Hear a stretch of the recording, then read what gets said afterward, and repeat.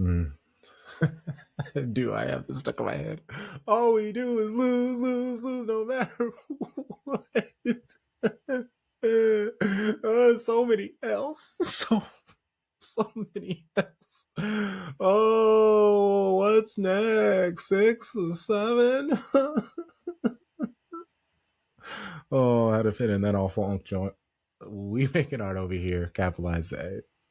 You know the vibes. Shady gang, shady gang, shady gang.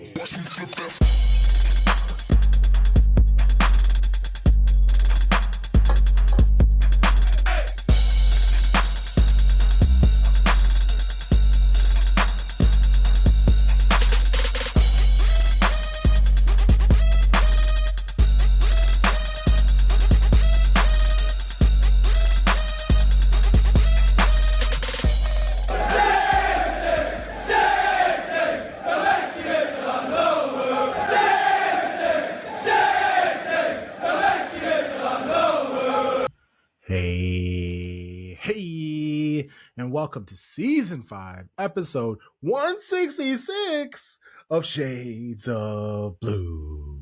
This is culturally inappropriate. We are the most comprehensive show about Manchester City, covering both the men's and women's game, spanning both sides of the Mason-Dixon line. We make an art over here, capitalize A. I am Crunk Chocolate. I'm here with the show, bro. Sharpie, Charlie, a little give and go 1-2 action today. How's it going? How you doing? How you feeling? Oh, you muted.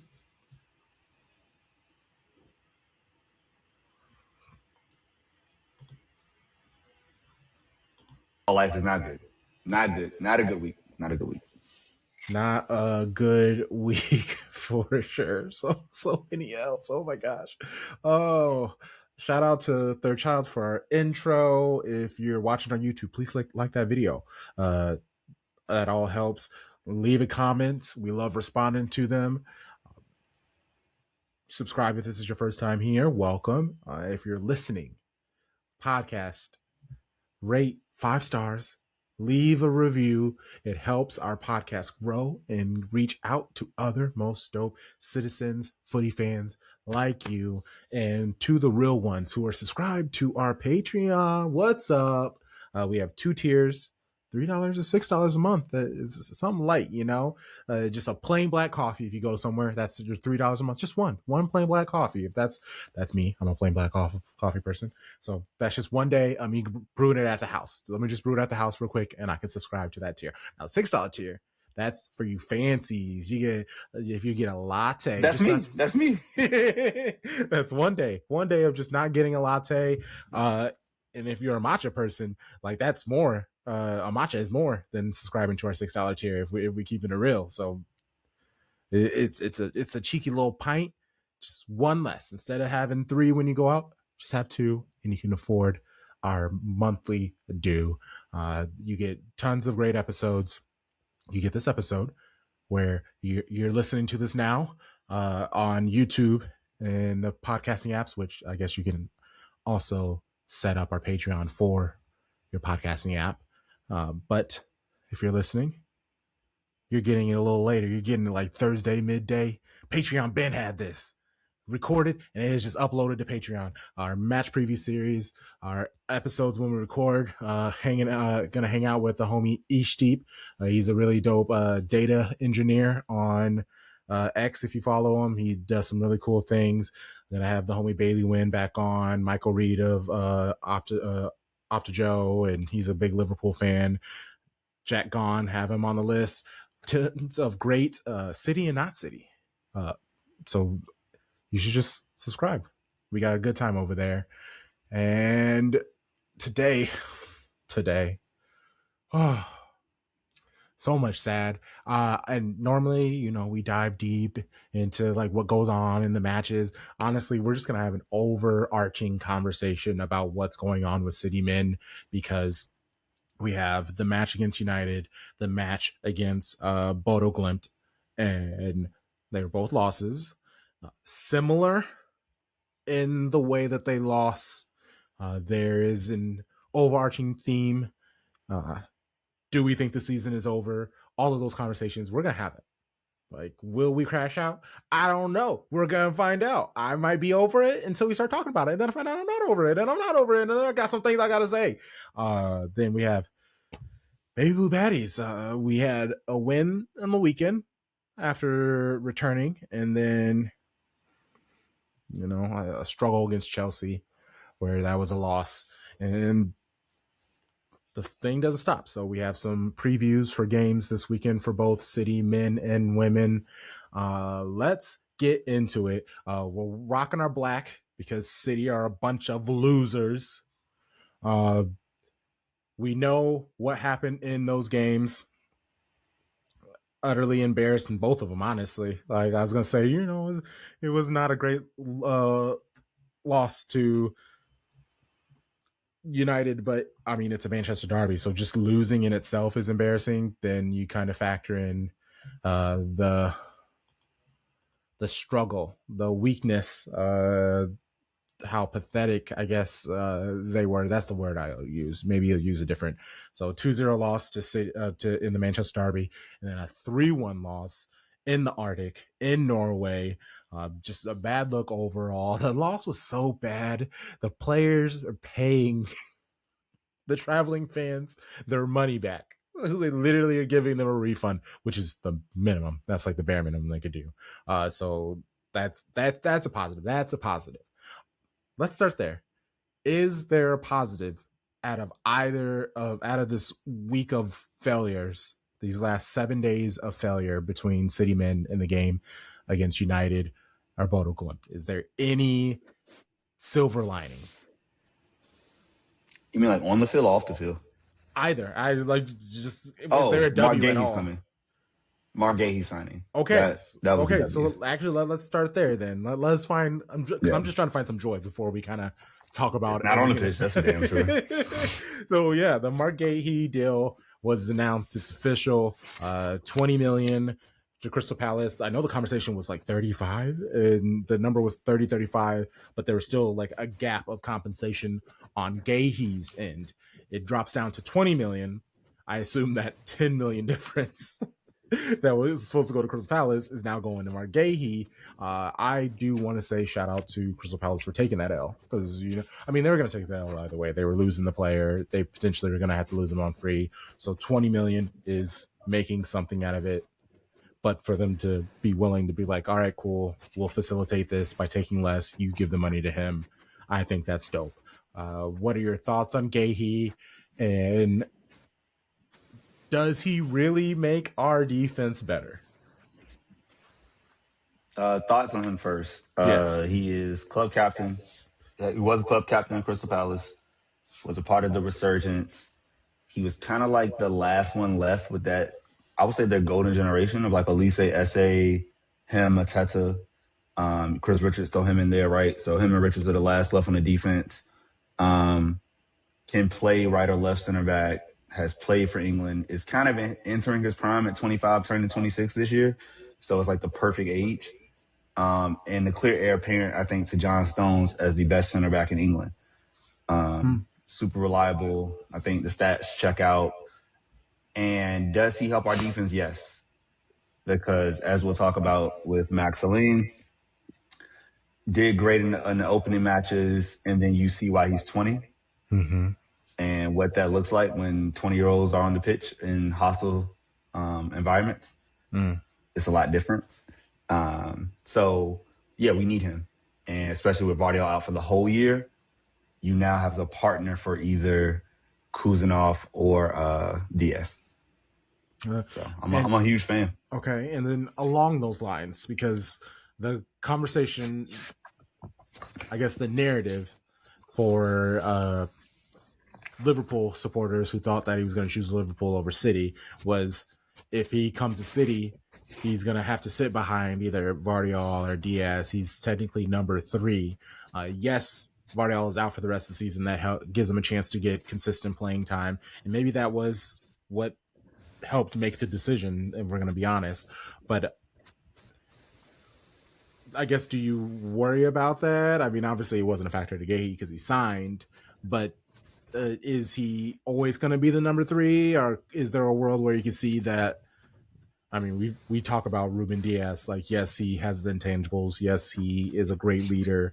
But when it comes to athleticism, when it comes to getting off the ground, that's not necessarily his ministry. So is there, like, do you still see him as number 3, or do you think with a good run, he could possibly take over? I'm going to sidestep your question and say this. When we won the treble, when we won the treble, I believe our center backs were Diaz, Stones, Akanji, Ake, correct? Yeah, correct. Vardyar wasn't there. He came the next year, the summer after. So I'm going to say that you need 4 world-class center backs. And I think with Vardyar, Diaz, Guehi, Kuzanov, throw in a bonus Ute if you want to throw in Victor Hayes coming back. You want to keep Aline, whatever. Like, you have your 4. And that's what you need. So you have so many games, so many competitions, matches every 3 days that we've seen this month. It's okay. Like, I don't see depth as a problem.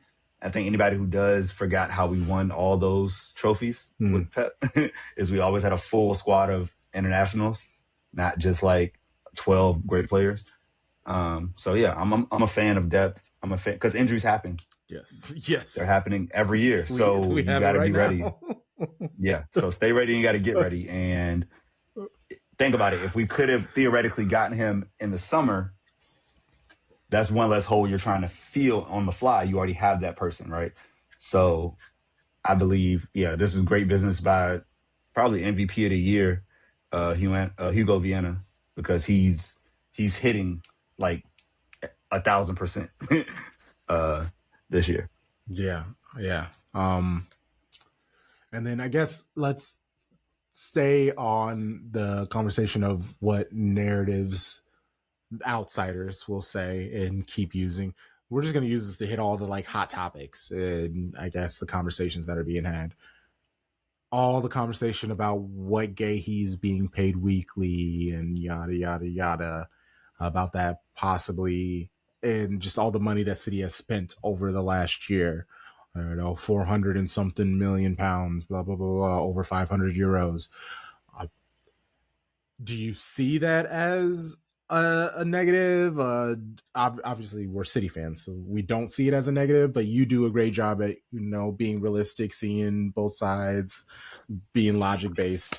Or I guess what would be your reply to people who try to use that as a hate? Because to add on one more thing, like you sent that message to me where it was like a tweet and it was somebody being like, if Arsenal win, this has to be the greatest victory in Premier League history, which is such a fucking hyperbole. I know you have to say this stuff on social media, but that part is just so stupid. It already like ruins it.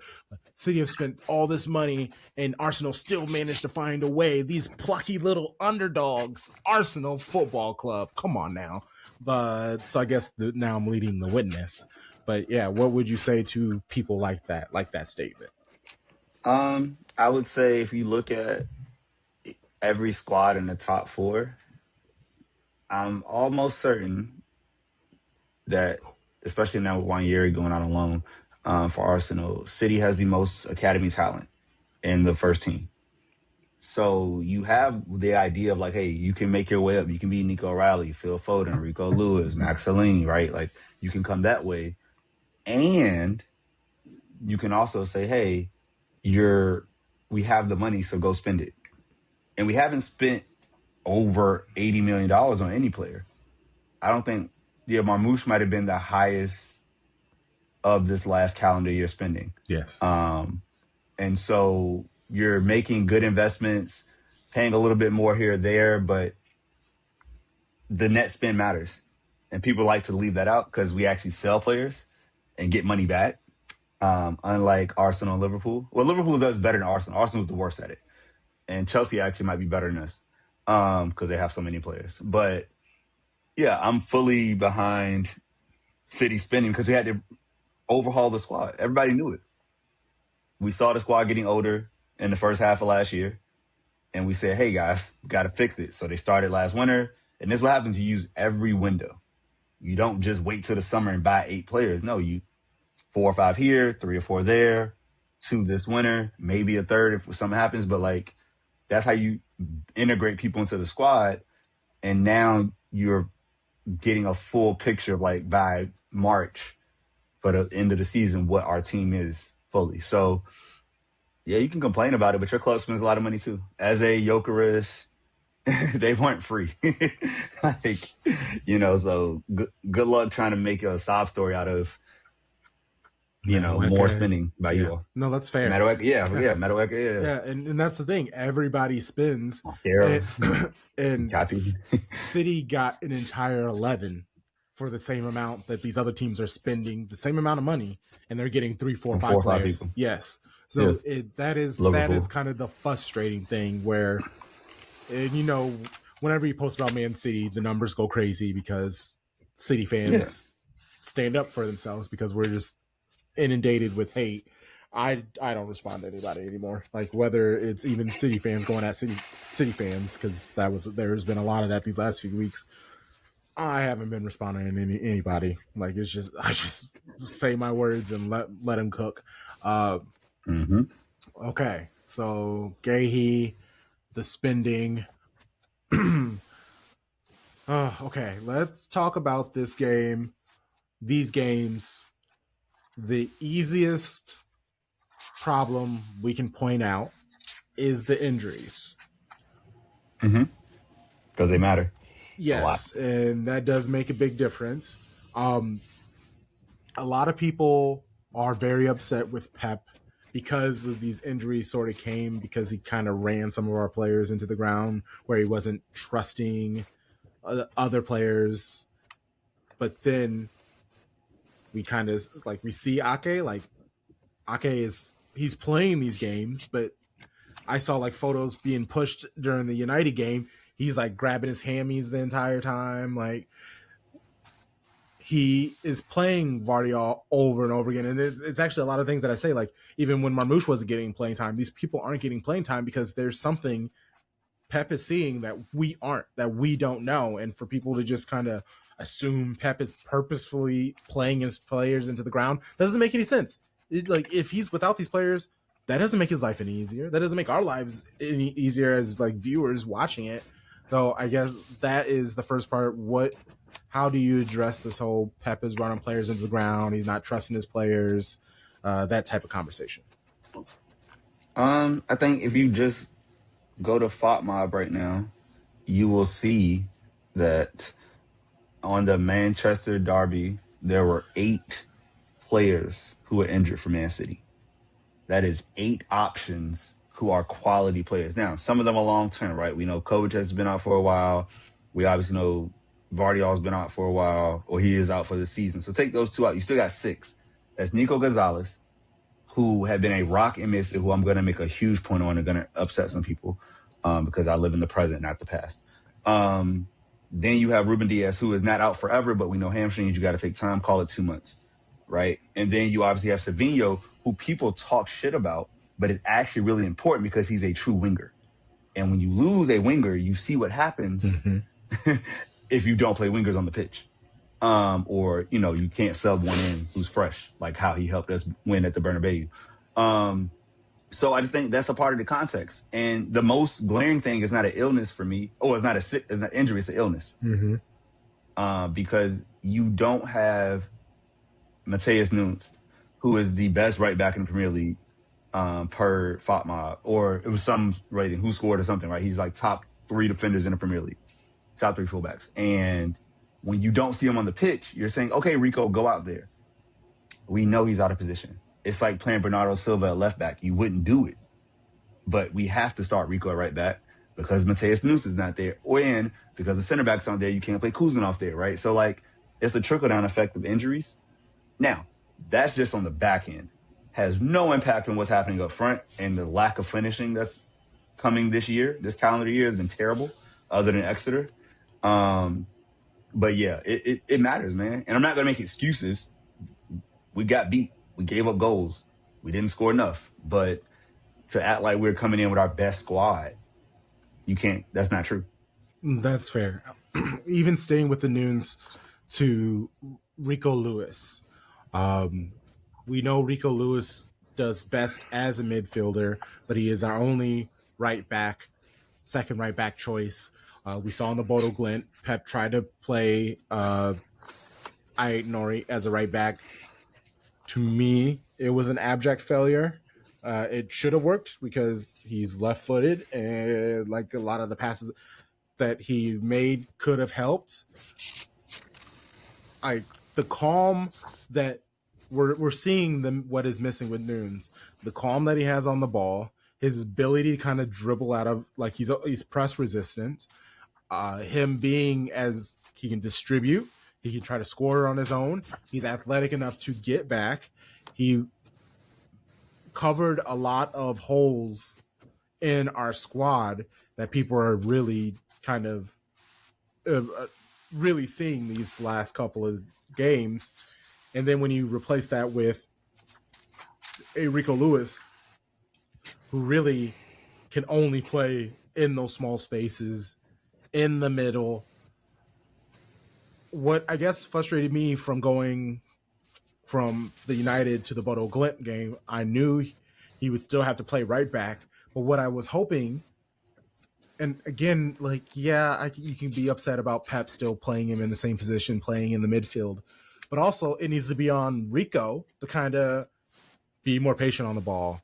Maybe try not to make that extra pass when there are like three people around a player, or sense that, hey, all right, if Shirky and Reinders and all these people are inside the box, maybe I need to back up some just in case we lose the ball and I don't have to try to run back as hard as I can, even though he jogged a lot.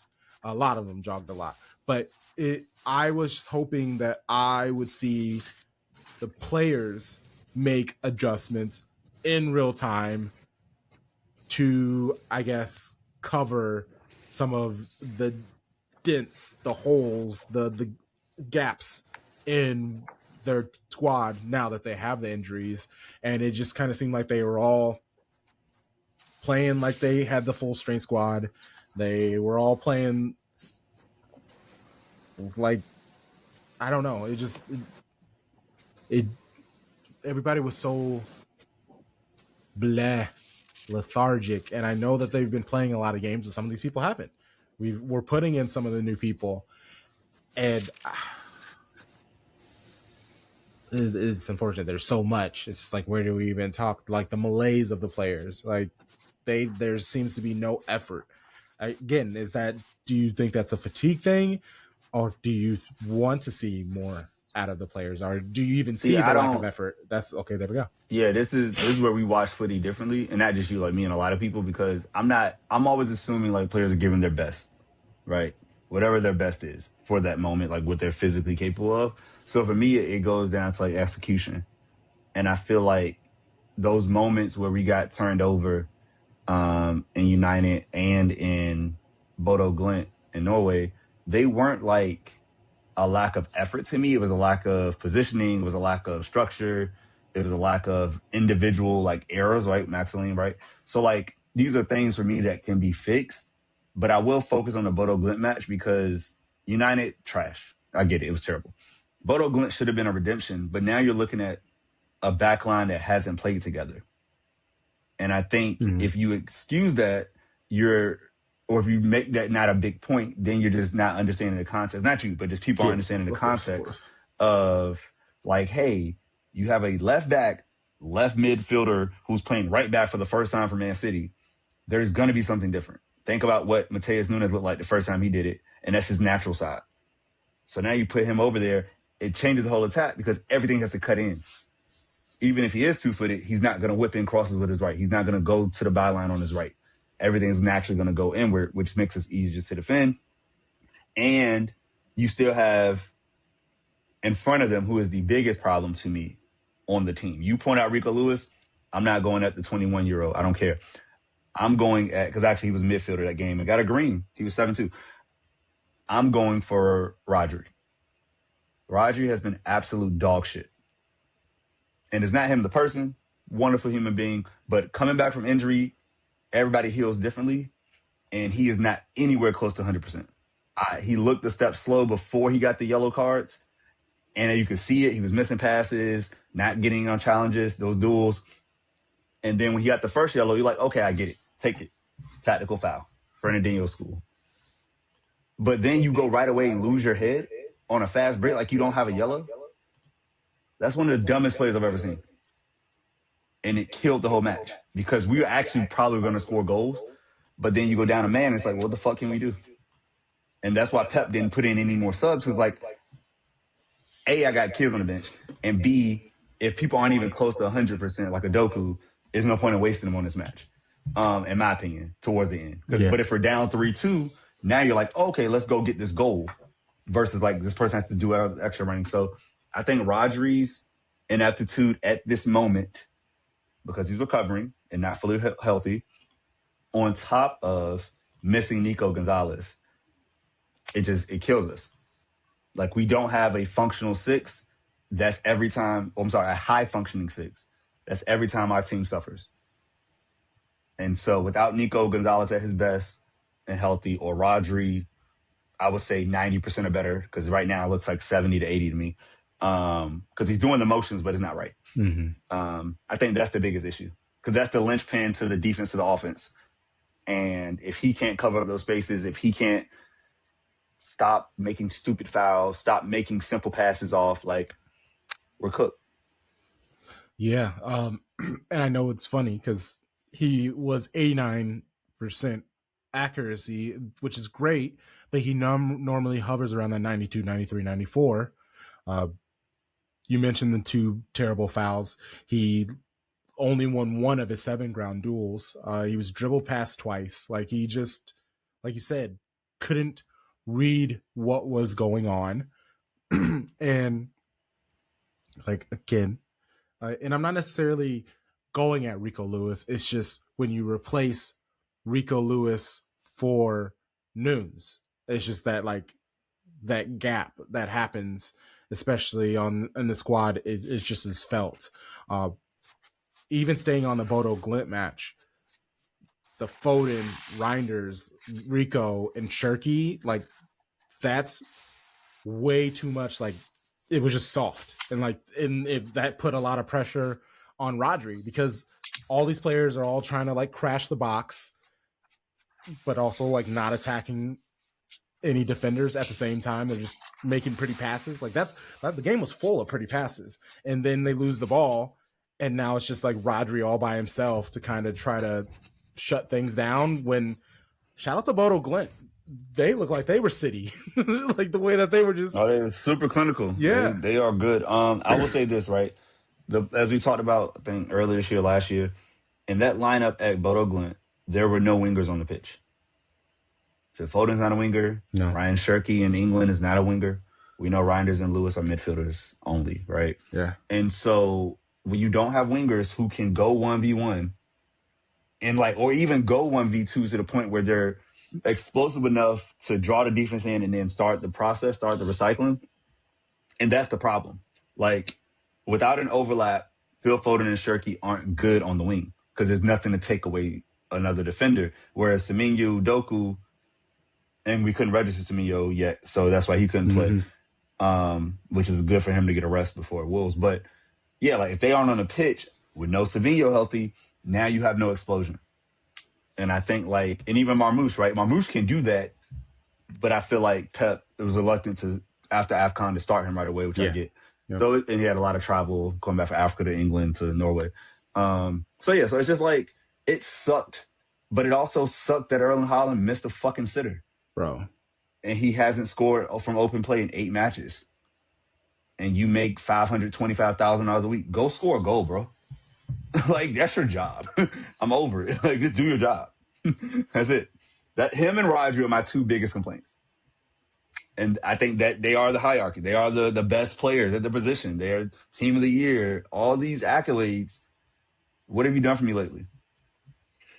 Yeah. And lately you've been trash. Lately he's been trash. And he has 1 goal in 8 games. 1 goal in 8 games. Penalty, right? Yes. That another play. That's a fantastic point. That another player set up for him. Like, so he has no open play goals in the last 8 games. I know he's tired. I know he's exhausted. That was kind of one of the things that he hinted at after the Bodo Glint game, is that he plays every single match, but I'm not really going to make excuses, and I'll focus on recovery, and we go again, like blah, blah, blah, blah, blah. I guess you said it. You're being paid $500,000. Like, do you give? Like, I'm shaking my head for those that are listening, because I know what your question is. Like, how do you feel about that? What he said? Yeah, you need rest. What did Pep say? You're tired. Fuck you. That was a quote, right? Am I misquoting him? No. That's what he said in All or Nothing? Yeah. Like, I don't care if you're tired. You're on the pitch. If you're hurt, be hurt. Sit down. Say you can't go. But if you're there, give the 100% like you gave September, October, November, and into December, right? Like, you don't have time for a rut when you are relied upon for goals. We don't ask you to go into the buildup. You defend corners. You come back for set pieces. I get it. But, like, your job is to score. You're not creating for anybody. Nobody's asking you to come up and be Harry Kane or Robert Lewandowski and, like, be a false nine. We would love that. It would be helpful. We saw, little glimpses of it in the start of the season. Like, look at Holland. Yeah. Doing work. Okay. All that shit stopped. It's gone. Now you're just there hugging center backs, exchanging pleasantries, talking about kids' names, because you're damn sure ain't scoring goals. And the service has been good. He has been getting chances. Not like it's like you look at these stats and it's like, oh, he hasn't had any shots. No. You're not making the shots, bro. And that's the problem. If he scores that goal against Bodo Glimt, that was the sitter, right, that he missed wide? Yeah, he went wide. Across the net. Yeah. Right before the end of the first half. Yeah. Yep. Goals change games. Because now it's 2-1 at half instead of 2-0 or whatever. And now you're like, okay, we got our goal. And, like, let's move on. And no, bro, like, I'm over it, man. And you're, like, again, Rodri's coming back from injury, so I will give him that. Erling Haaland, you're tired. Fuck you. In the words of Pep Guardiola. I don't care that you're tired. Now, Marmoush, if you so tired, don't play against Wolves. That's what I want to see. Because you went home to Norway and did not ball out. So don't come back to the Etihad like, oh, let's go get a hat trick against Wolves. Nope, let Marmoush start. I pray that he doesn't start on Saturday. If I see that shit at 8:45 a.m. Eastern, I'm going to be pissed. Because, no, you're tired. Let Marmoush cook. And like, that's exactly how I feel. I think Haaland does need a rest. He does need a break of some sort. And I would like to see Marmoush, and I know that's a big conversation. Is that should Marmoush start? Because I guess I would understand more of a struggle by playing Marmoush. Nori isn't figuring it out. Like you said, he's playing on the right. That's not really his ministry. Cool. I'm okay with that. Like I understand that. You can do better. Yeah. Play another match and get better at it, right? Like, exactly. I get it. That's your first time. Do it again. Like, and invert the wing. We've done it before. And with Phil Foden, he's playing on the left. He can, but we know if he's going to play on a wing, he prefers to be on the right. And cut in and shoot. Nico O'Reilly was great. He actually set up a couple of chances. He set up the assists, but he had a couple of opportunities. Nico O'Reilly, he's hungry. He plays his heart out. He does whatever they ask for him. He was tracking back the entire time. He was running his little heart back, and we know that he's injured. He's missed the game. Like I know that he's not at 100%, but he is still giving his all. Where you have all these other players. Phil Foden was yanked in both games, right? I feel like he was also pulled again. Yeah, he was subbed out in 70th minute in Bodo Glimt. Yeah, and then in United, it was definitely like the first half. Yeah, he was yanked at halftime. At halftime, yeah, like, he was off it. Like, what is going on with Phil Foden? And I think it's hilarious that you and Tom were like, he's not the guy. Like, we thought he was the guy. We hoped he was the guy, but he's not the guy. And then he goes. And here's the thing. He's not the guy in the future. Like, again, all my stuff is for the moment. Not that he hasn't been the guy, but I think as fans of great teams, you can't look at history as like a predictor. It happened. It is on your resume, your CV, as they say over across the pond, right? It's on your CV. We can't take any of those accolades away. I'm not going to project the future. All I care about is the present. And the present means, for me, the last 4 to 5 weeks. What have you done in the last month? And if you look at these players, everybody can look at the stats. Google's free and widely available. they haven't performed in the last month. Be it Erling Haaland and Phil Foden. And I think one of the problems is this, bro. Pep's lineup had Phil on the left, Ryan Shirky on the right. You tell me, because you're great at watching football, which one of those players is two-footed? Is it Shirky or Foden? No, seriously, which one? No, it's Shirky. It's Shirky. Sorry. It's Shirky. Okay, yes. Great. So if you know which fucking player is two-footed, why would you play the one person who only has a left foot on the left side? You make him the easiest person ever to defend because he can't cut in on his right. There's no shot fear from a right back. If I see Foden in front of me. If you swap them and you put Shirky on the right, now the defender's like, he can go either way. I don't know. Put Foden on the left. Oh my God, I'm so scared he's going to cut in and shoot. Boom, open up an overlap. But I think playing them out of position is bad. And Tom was on this. They shouldn't be played together. No. Because either Shirky needs to be a 10 and stay up high, or you need Foden who can do the 8 work and get back and forth. You can't play them both because you don't have a winger. And I think injuries have spelled this out. It looked cute against certain teams, but in real competition, yeah, you got to make a choice. And I think that's why he swapped him out at halftime at the Derby. It's like, oh, I know I can't play Phil and Shirky together, and Phil looks like shit. Let me try Shirky. And yeah, this is harsh for those listening. I know I've used some expletives. I'm sorry. But that's what I just watched for 180 plus minutes was pure, utter shit. And one of those involved me waking up at 3:45 in the morning Pacific time. And it makes the loss even more annoying. I'm better with the afternoon losses. A morning loss? Nah, bro. Don't do that to me. Yeah. And Foden hasn't had a goal contribution in 9 of his last games. His last goal contribution was a goal in our 3-0 win against Crystal Palace. That was December 14th. So that is the last time that he's been able to, December 14th. It's not great. And so he's asking me a milk carton, bro. Where is Phil Foden? Put this man on a milk carton. I don't know who is in his body right now. It's like some Westworld meets, I don't know, some other sci-fi shit where you're just taking body shapes, because that's not the same Phil Foden, who had scored, 6 out of 8 matches, whatever, was just on a hot streak, happy, sniper's back. No, none of that. We are just in the dirt.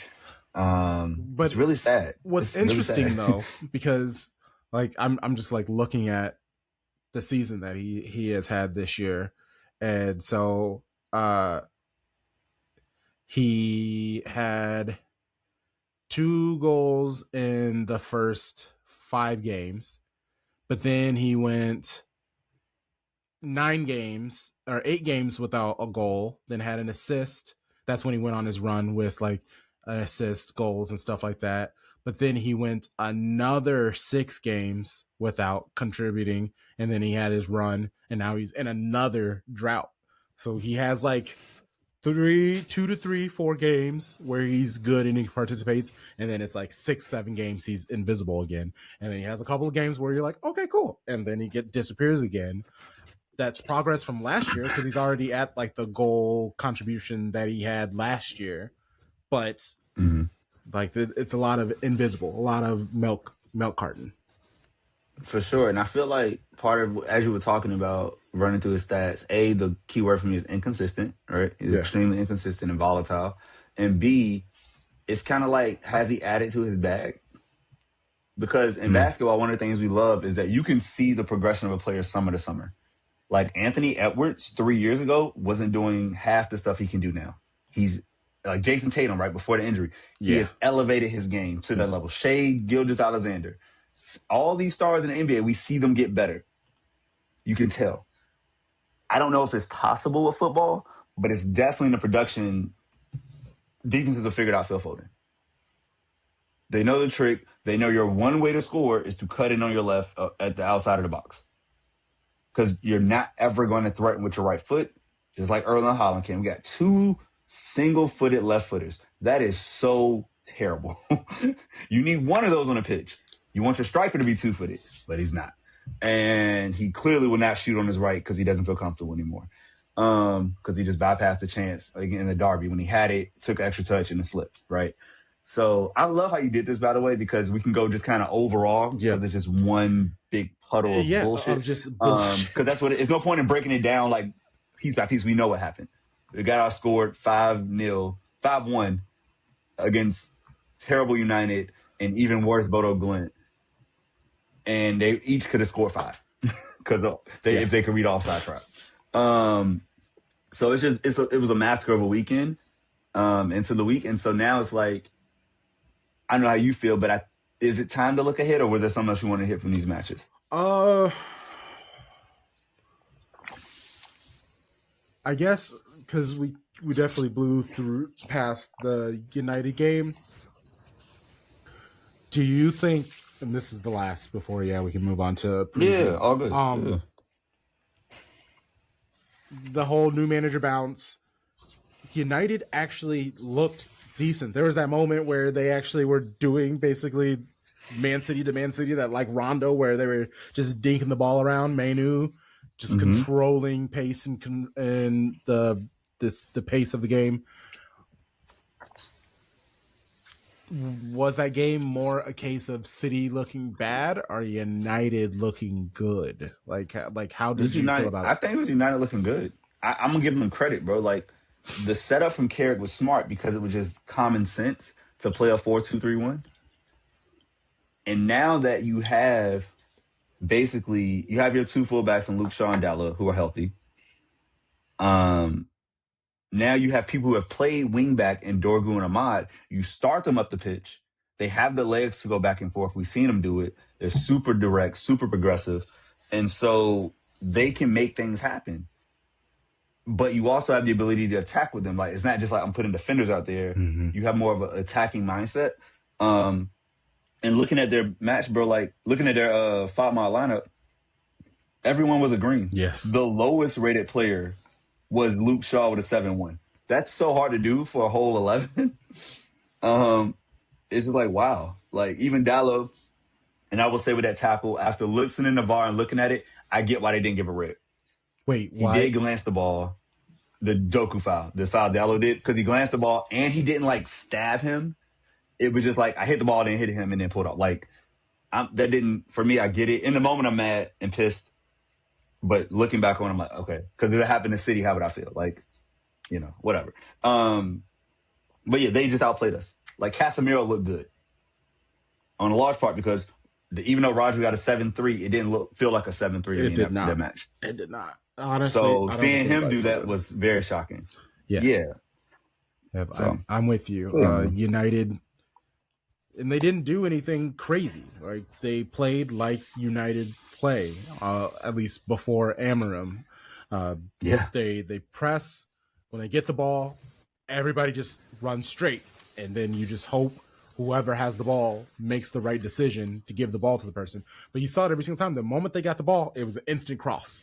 Like, let's change the opposite side of the pitch, take advantage of all the space, and go. And that's exactly what they did. If they won the ball on the left, it was immediately hit right. Like, they didn't even care if the person was ready. They just knew, hey, it was like a trust your teammate. It was actually, this is kind of what we've been begging City to do over the last month or so. It's like, make the pass to trust your teammates. Like, you can see a lot of the apprehension from last season where they're so terrified of getting countered that they make that extra pass, even though the extra pass is made in fear, not to set their partner up or themselves up to be in the best position. It's just, okay, I don't want to lose the ball, so let me pass it to this guy because I know he won't lose the ball. But half the time, he did lose the ball. So it was just frustrating. And I think what happens is we were so schooled in the trouble era City, right? The KDB reign, where we just dominated possession. And that literally meant we were going to win 75, 80% of our games. Now defenses have caught up.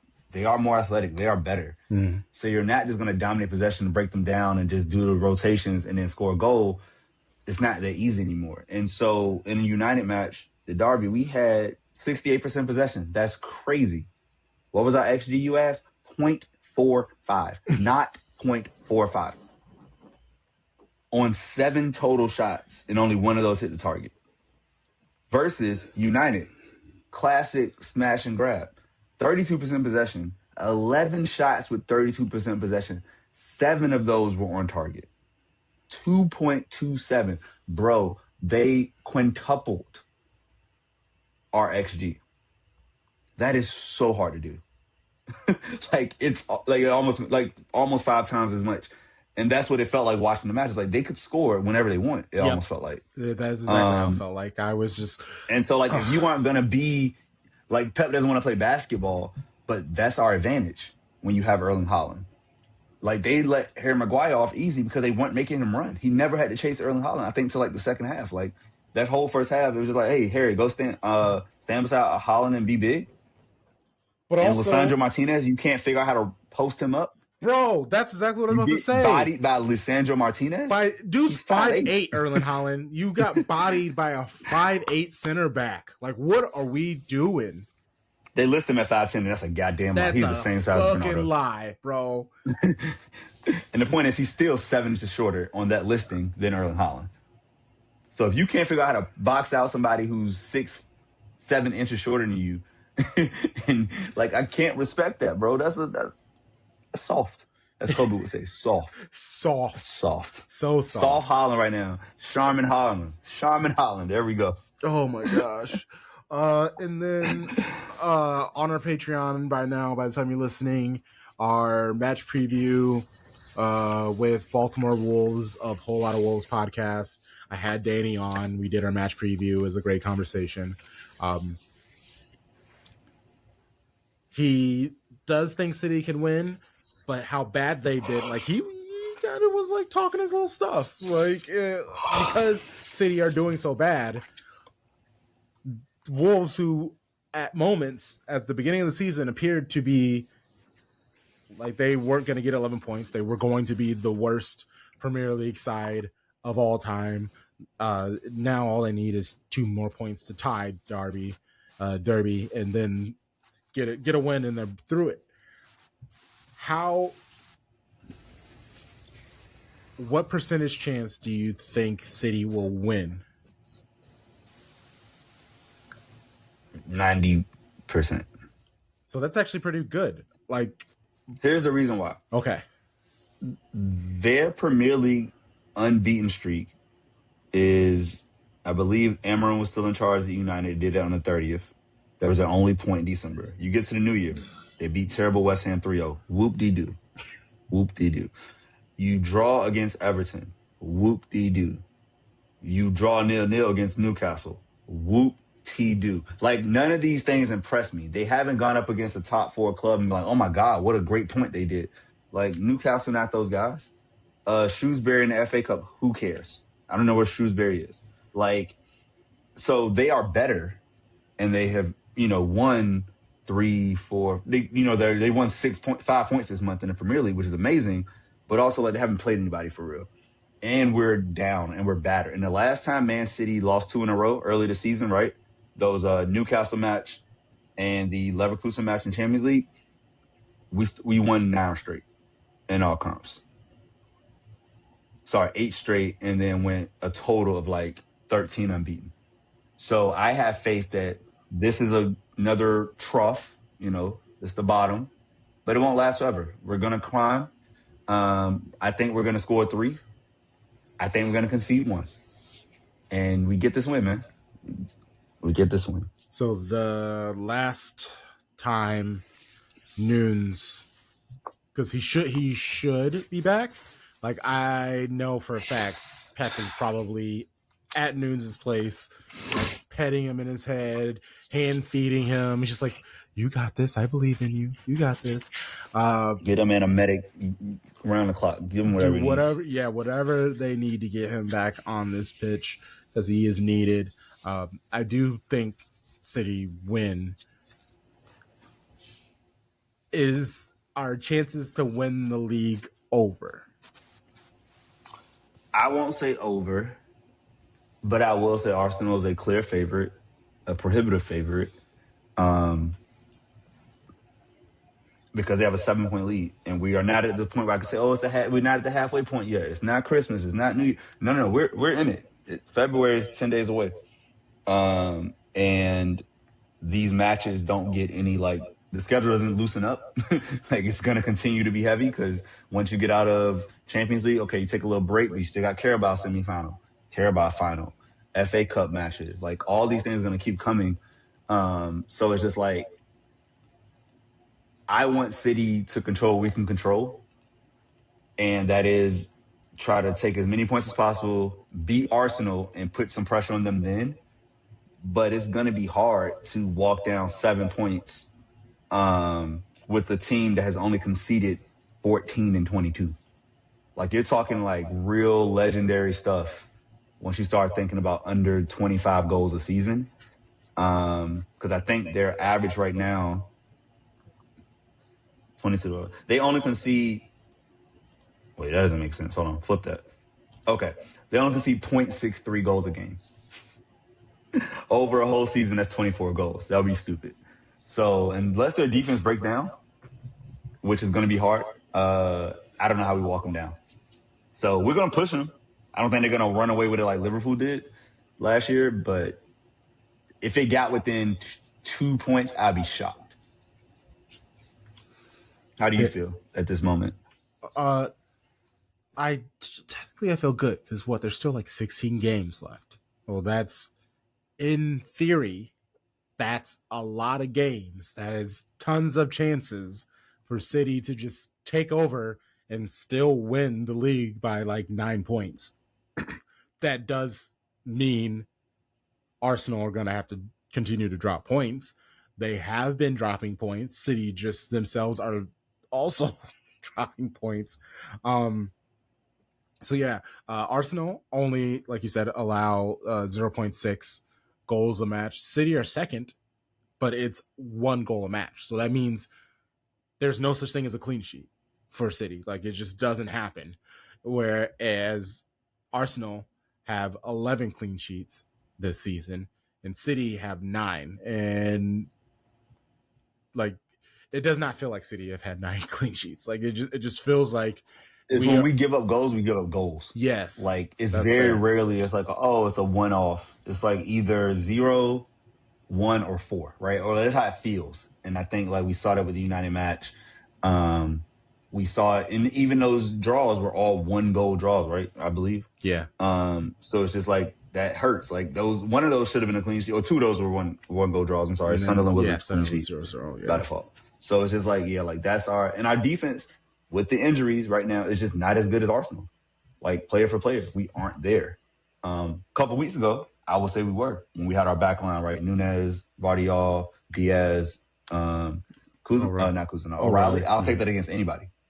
But when you are missing 2 of those 4, now you got to relearn the integration that we built up over the first 2 months since Nico O'Reilly took over at left back. And so it's just like, you're kind of starting from ground zero with a whole new back four. So that's why I think we're going to concede goals for a while.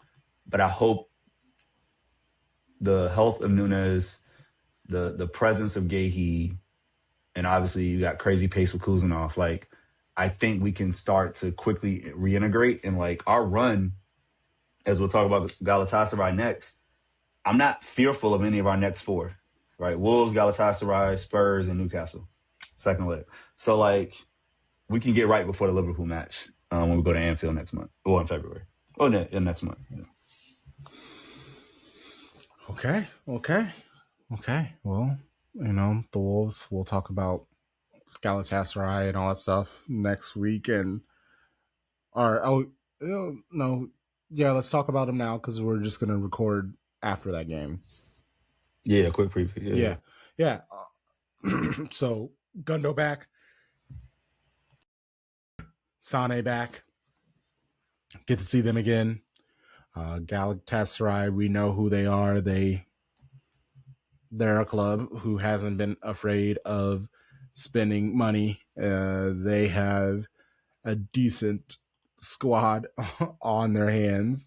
They have Osimhen, who is injured, but I feel like he'll end up starting by then. Ilmaz, Leroy Sané, Mario Lemina, Gundo, Like if Singo will be healthy, be able to play by them. He's one of their fullbacks. Like they have some really good players who can come in and make things miserable for City. Gundo will be aware of the squad, our weaknesses, our strengths. Leroy Sané is not necessarily a guy who can like run away from people, but he is still lethal on his day. And if Osimhen is healthy, we know what he can do. Sometimes when the lights get very bright, he does get a little hard-headed and gets in the way of himself. But this is a game where City need to win. Like this is an absolute must win. Absolutely. There's no ifs, ands about it. I don't think City are going to get that top 8 spot now because we're at 13. So even if we win, there all these other teams like City are one of 9 teams that have 13 points. Oh my God, it is not. Oh, I didn't see the people below us. Yes, oh, shoot, you're right. Yes. So like there are so many other teams who have the same and a chunk of these teams have to play other squads that are in the spots and stuff like that. So that helps. Like PSG has to play Newcastle and they're in 6 and 7. So one of those teams, or they can end up drawing. So it's the situation that City, which helps us. Yes, like the draw helps us. That's actually the best case scenario because I believe Barca they play. They're gonna play Copenhagen. Copenhagen. So like they'll beat them in Barcelona. Sporting, who is interesting. They play Athletic Club. They play, So it's like, and Athletic Club has been in a good run of form, at least recently. So like, that could be a tough draw.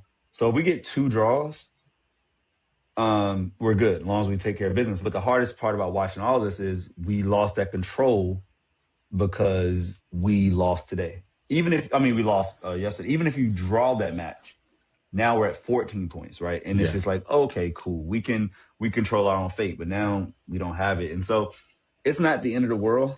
We're going to have a way better playoff spot than we did last year.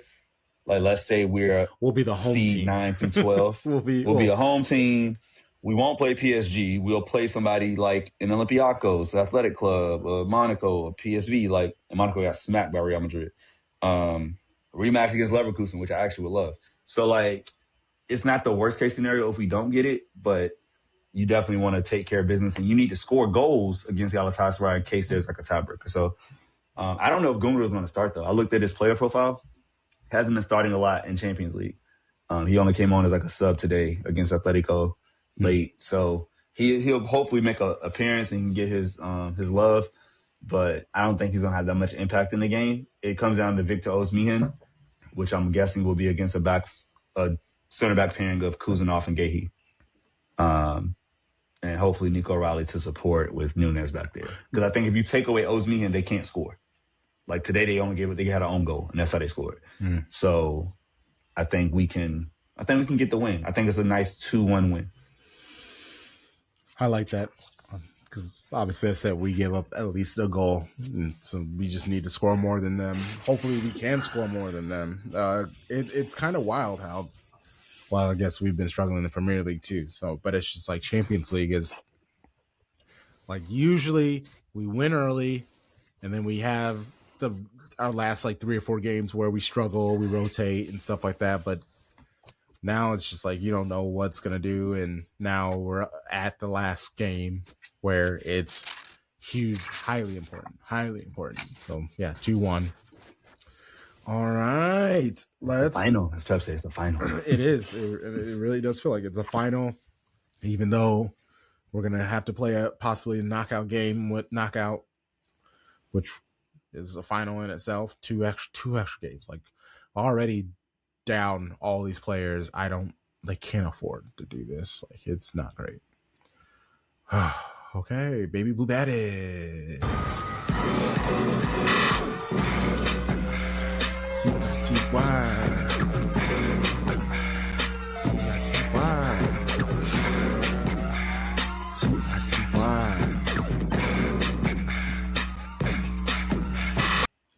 So FA Cup at Bournemouth, Guehi.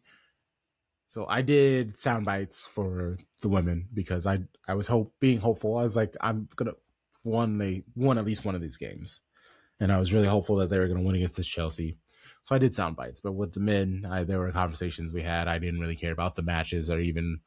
I mean, I listened to what Pep said, but I don't. It all just feels like bullshit. Like, and not necessarily like he's bullshitting, but until I see more from the guys, it's like I don't really care what he's saying. Guehi, though, very much care about not Seb Hines. Guehi said that they need to hurry up and take their time when it comes to adding Sam Coffey to the club, taking her day by day because her last club match was November 15th for the Portland Thorns in the NWSL semis against Washington Spirit.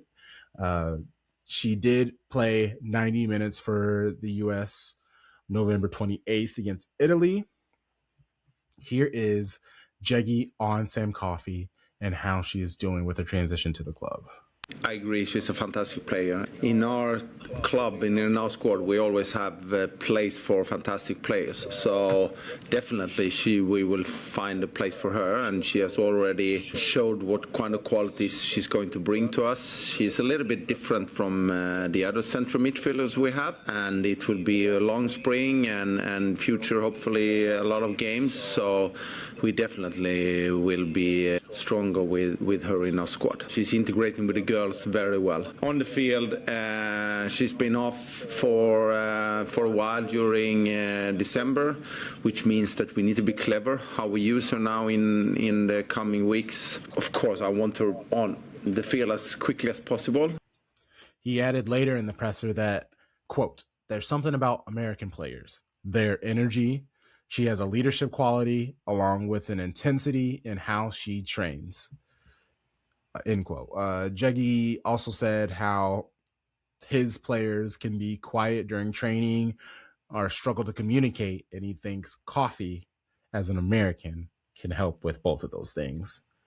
The loud American trope comes in handy again. Lohman. Can I say something real quick? Oh, please go for it. No, go for it. I was like, I think Coffey's addition is so helpful. We know Asian Cup is coming. But if she can be the person who can maybe ever give Yui Hasegawa a rest, will be amazing. And she's also like the beautiful like rotation option as we look ahead to next season where we're going to be playing Champions League. And you don't want to have to play every 3 days. So I think like as a true six, and even Yui's not a true six, right? But she does it so greatly. She's there. But she is a true six through and through. And so like, that's going to help our midfield so much. It just frees up the Clende, their partners. Laura can get up. If it's Clinton, she can go up, right? Like Viv can stay high. So it's just, she can do so much dirty work. She's bigger, physical profile. And watching her in person at that Thorns match against the Spear, I was like, wow, I've never seen her in person. I'm like, oh, I get it now. Mm-hmm. This is why she plays for the USWMT. So you don't come out of there and be a scrub. And this will not be like what happened with Rose Lavelle and Sam Hughes. Those days are behind us. Yeah. And I mean, the conversation is that the partnership will be like Blinky will hit the bench now. So then it'll be Yui and Coffey, which is a very deadly midfield duo for sure. Lohman, she is training on her own, hoping to join the squad next week. Mary Fowler is mostly training with the squad, but still has a few weeks to go. March 1st is when the Women's Asian Cup begins. Fowler, I believe, will need to play a couple of games to get herself in some sort of shape. So I expect her first appearance to be February 8th at Arsenal. Like, come on as a sub. And then from there, there's Leicester City and Sheffield United before she leaves, which are games that are winnable and shouldn't be too intense on her. But 3 games, 3 competitions in 8 days. Is Guehi ready?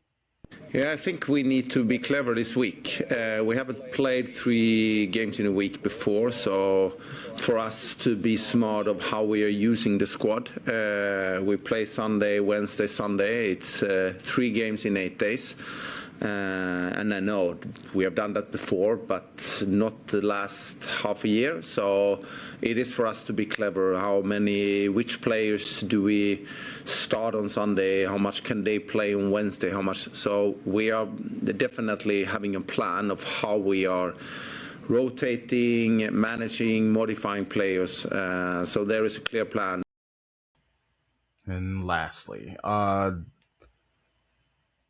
the match was held at Snow Stadium. That's in the greater Southampton area, not Bournemouth.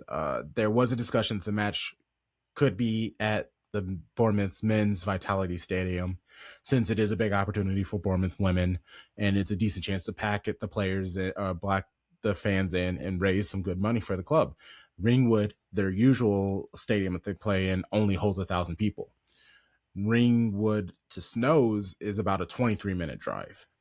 Snows has a capacity of 3,500, so it's a little bit more. But it definitely turned it into a neutral ground situation. That is something that Bournemouth probably need to figure out, considering they're top of the third tier. And I'll mention it in a moment, but I guess I'll say it now so I don't have to mention it. Bournemouth had gone before that match over 1,000 days without a loss. So they have been successful highly, and you don't do that without having aspirations. There were some ballers on that team, definitely some players on that squad that I think could play in a WSL team as a backup while they get some playing time and some experience to see really what they're made of. They, in theory, will be playing in the WSL 2 next year, have aims to be in the WSL. You can't be a WSL team and have a stadium of 1,000 or have to travel outside your area to play in a stadium of 3,500. And even then, I shared a clip of it because I watched the replay. If the camera turned so far, there was a pole in the way, so you couldn't even see the corner of the pitch. There was a moment where Lauren Hemp ran with the ball and you just couldn't see what was going on with her. And that's just not good. And obviously that's not a City problem. It's a Bournemouth problem, but it does need to get situated. The starting 11 was Keating, Benet, Rose, Knack, Wahabi, Blinky, Hasagawa, Clinton, Coombs, Hemp, and Shaw. Carolyn, he said this before the Chelsea game, but Carolyn has a little niggle that he's kind of protecting. She could have played, but it's just best to protect her. She also didn't play against Chelsea. Bournemouth, they were top of their league. Watching the replay, City won 6-0. It was a very easy match. City had 78% of the possession to Bournemouth's 22. Bournemouth did what they did. They sat back with their 2 banks of 5, waiting for the chances to counter.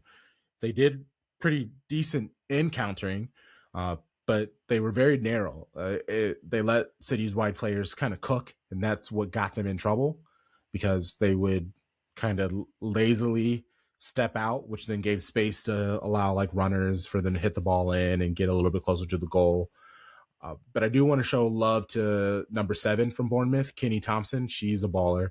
She is a winger. She swapped shirts with Miedema, if I remember correctly. She tracked back the entire time. I thought she was a fullback, actually. And then I looked up the thing, and yeah, no, she was a winger. She made Benet and Coombs, they struggled very much. It took 18 minutes for City to score their first goal. So basically from the 18th minute to the 84th minute, that's when they scored their goals. So really, it is good on Bournemouth. Coombs' 2 goals she scored, they were right before the half. That's when teams kind of turn their brains off. It was a onslaught, because actually, if you throw in Hemps, it was a goal in the 40th, the 43rd, and the 44th.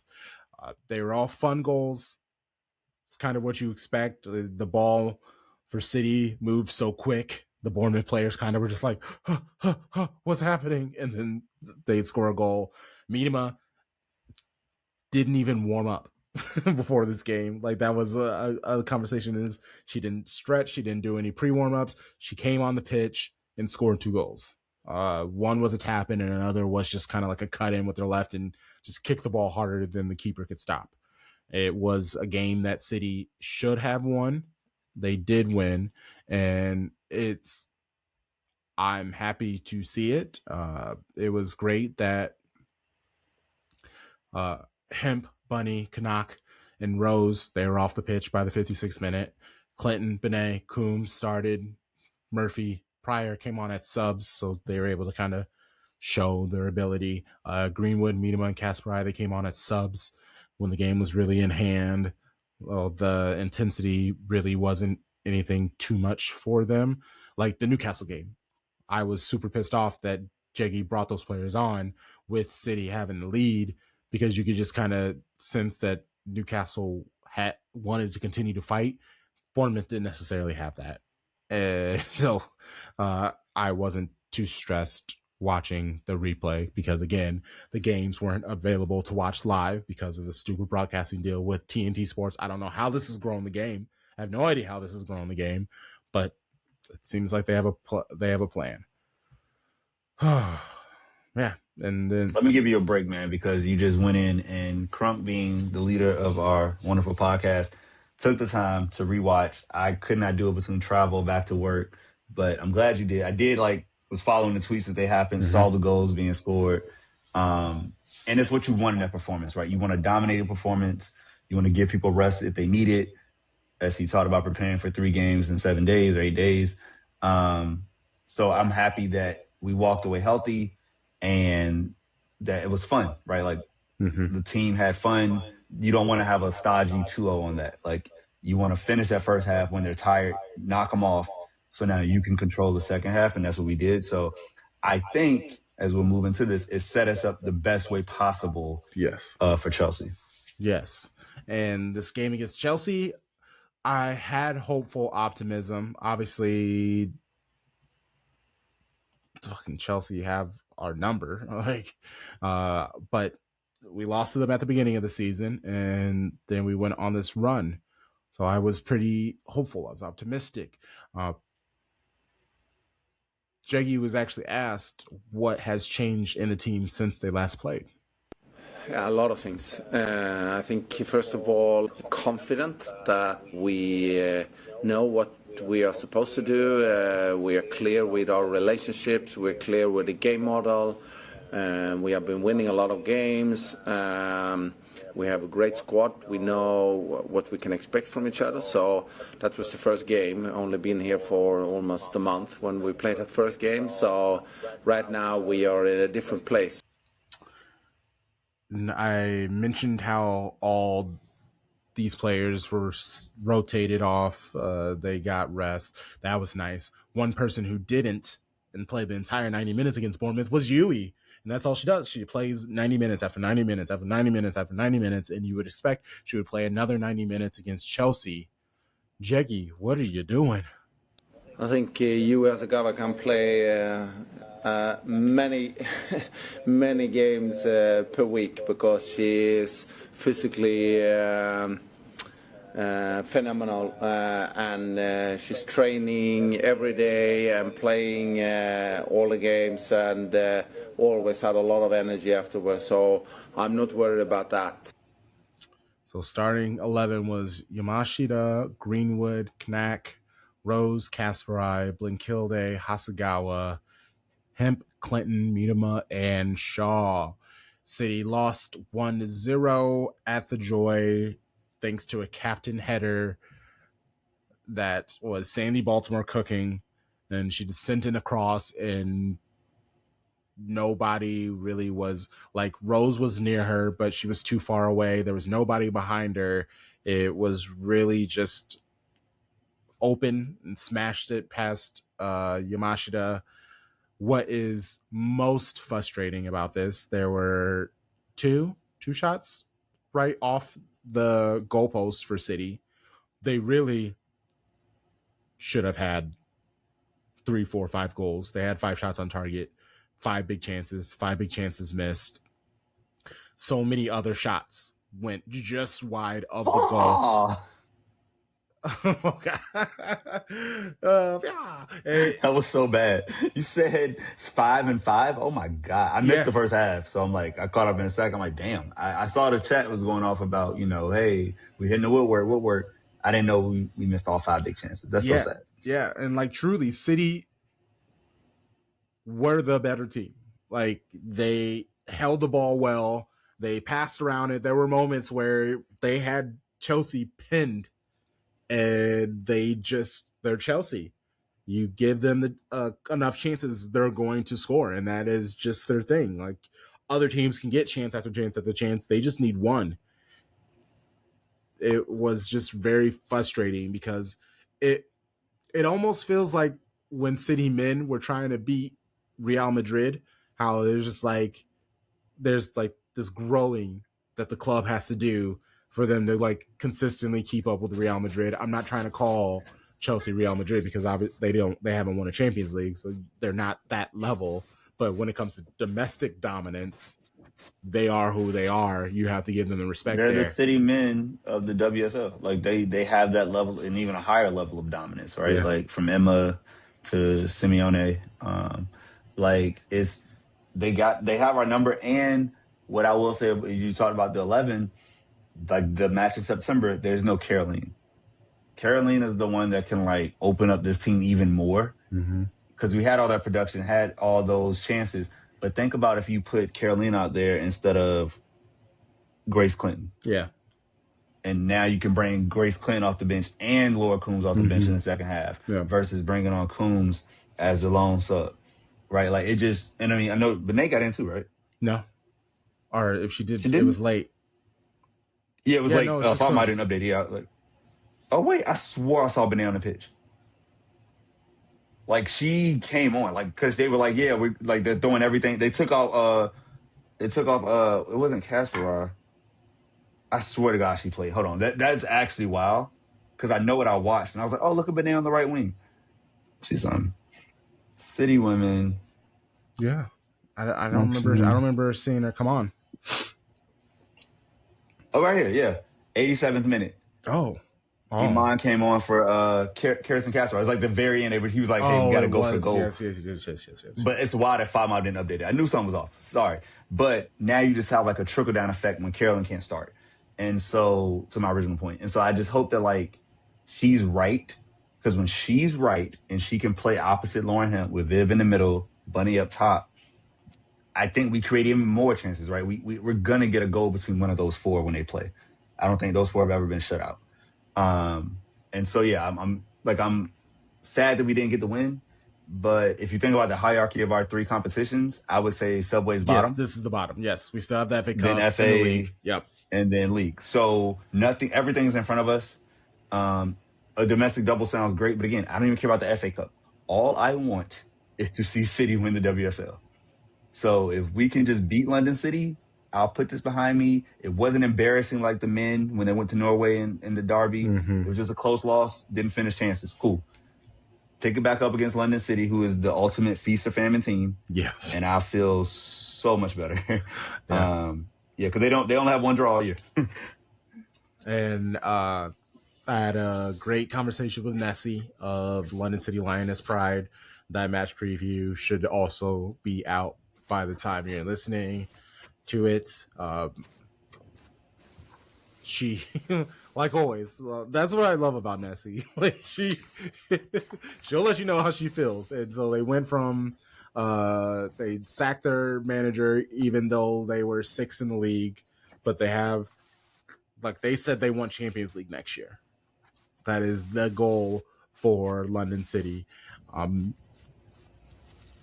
How believable is that? I mean, I guess when you spend as much money as they have, it should be attainable, but the WSL is a very difficult league. 22 games. If you drop points, too many points, then it's all over. Like you really can't drop any more than like 9 points and expect to be in the top 3. Obviously, the more teams, hopefully that coefficient means that the WSL will get an extra player or 2 or an extra team or 2 in the competition. One can hope. And if that does, then it kind of takes a little bit of the pressure off. And And obviously, worst case, there's Europa League because that'll be added in as well. So there are opportunities. The game struggled. It was unfortunate for them to lose, but Lauren Hemp, post match, said it all. Yeah, I mean, it's very frustrating, won't lie. Thought we were the better team. I thought we created a lot of chances, kept the ball really well, but we weren't clinical enough, and obviously that's what cost us the game, to be honest. But yeah, I mean, I'm so proud of the team. I thought we put in a really good performance. But yeah, there's finer details which we need to put right, and ultimately we didn't win the game. So yeah, it's hard because obviously we haven't lost in a while. But yeah, I mean, we'll definitely take a lot of positives from that and take it into the weekend. They're a top team. I mean, they scored a good goal, but it can be stopped, and we needed to do that today. And like you said, it's the fine margins, and we'll come back stronger. Look, we've got to play them hopefully a few more times this season. So yeah, I mean, we know what it takes to win, and I thought we played some really good stuff tonight. So yeah, I'm really proud of the girls. I'm really excited to play against them again, and obviously we've just lost to them. So what more oomph do you want than that to go and beat them this time around? Love it. That's what it's supposed to be. Like, we'll see y'all in February. It's coming, and I hope we get y'all in the FA Cup final. Like, or semi. Like, we want that smoke. Lauren's not running from it. You could tell they were, like, in the second half now, I understand the built-up frustration of, like, yo, we had all these chances, and none of them went in. And, like, I think the chance I saw, I'm trying to think of the best one, it wasn't a bunny shot. It was a Kasparov shot. Yeah. When she had the right one. Yeah. And it was like a beautiful move. Yep. Hit the goal post and came back to and her. then Hemp had that, and Hemp had like the soft curler that Hampton parried away, but she theoretically could have caught. She pushed it. So, like, I saw those chances. I'm like, damn, like, those are big chances. I have no worry about the team when it comes to WSL. Like, if this would have been a 3-0 drubbing, I would be concerned.